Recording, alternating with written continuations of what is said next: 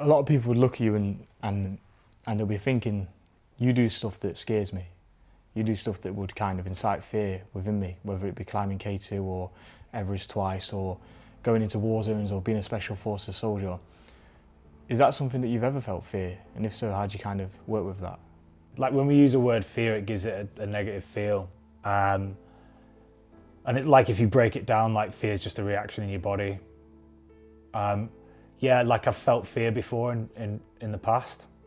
And yeah, like fear generally only happens for like a short period of time because there's usually a logical explanation that you can put to why you're feeling that fear, whether it's a round that's just cracked over your head or something that's just exploded, or you know, maybe there's some rock fall on a mountain. Like that's a moment to be scared, right?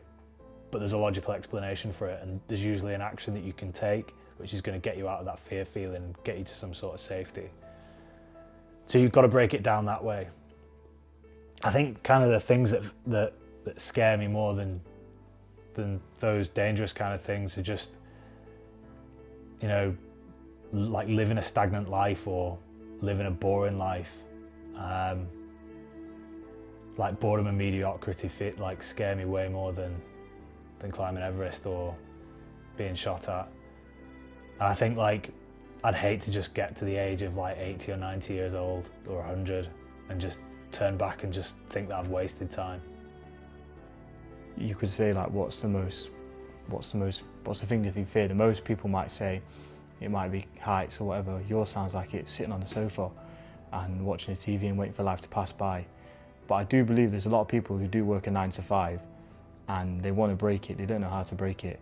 And fear is probably an element of that in terms of the stepping outside of the comfort zone and not having that level of security. Sounds like you haven't struggled to kind of step out of your comfort zone. But for people living a 9 to 5, what did you need to do to get out of it? Do you know, like, just start small, and you've got to like be honest with yourself, right? It's your choice, like it's your life, like no one else is going to change it. So you've got to make that decision. And then it's, you know, if you're not happy with your life and you want to change it, then do it, right? And I don't know what that is, what anyone else is feeling, but you know, if you start small, and whether it's, you know, you want to get in shape, like start walking, start trying to create habits that are healthy for your body and for your mind.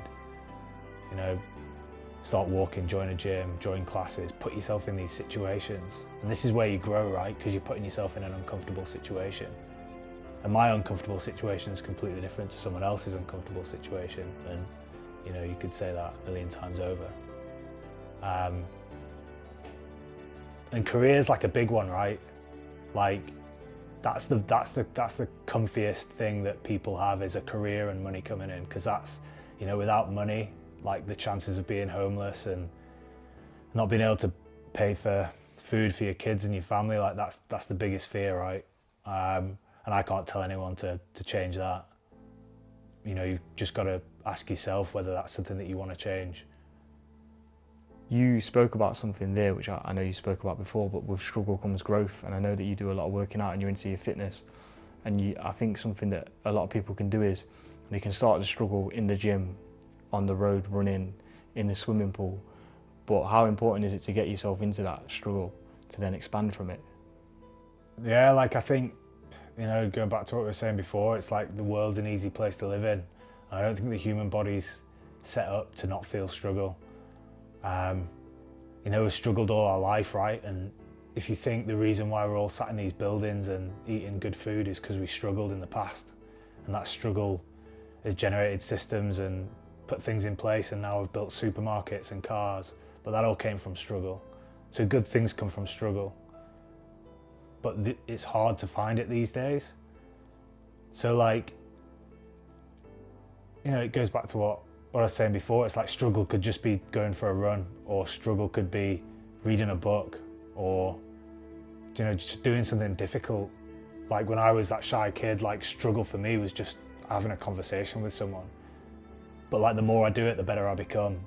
And it's about, you know, if you can look back in 10 years and just go like, fuck, I never used to be able to have a conversation with someone. Now I can walk into a room and speak to everyone openly and confidently. Like, that's what you get from struggle, right? It does grow a lot. I noticed you said that with hard times build hard men, that build soft times, that build soft people. And I suppose that related to me in terms of children, if you have them, or people that you help out. Maybe you might have been through a hard time, but then you make it more comfortable for people. You said stuff like building supermarkets, doctors, pharmacies and stuff, so people can have it easier. And then they get away from the hard times and the struggle and the growth. And I think doing exercise or pushing yourself in a way where the world is set up for us to live easily and have a nice life where everything's kind of accommodated for us.